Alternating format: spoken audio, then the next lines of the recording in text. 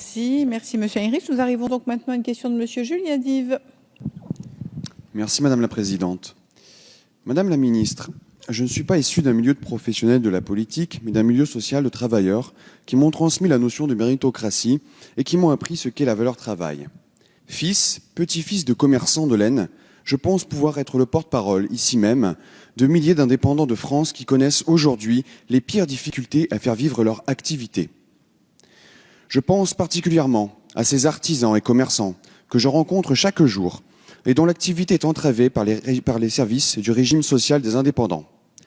Je pense à ce boucher charcutier du Faubourg d'Ille à Saint-Quentin dans l'Aisne qui me disait il y a quelques jours que le montant qui lui était réclamé par le RSI lui empêchait d'une part d'embaucher, mais en plus de se verser un salaire. Mis en place en 2006, interlocuteur social unique depuis 2008, le RSI visait à unifier et simplifier la gestion des prestations sociales des indépendants. Les dysfonctionnements persistants de ce système en termes de recouvrement ou de calcul des retraites restent pénalisants pour l'activité des travailleurs indépendants. Le dialogue et la confiance sont rompus, poussant certains à vouloir se désaffilier et d'autres à mettre fin à leur activité, voire pour certains, Madame la Ministre, à mettre fin à leur vie.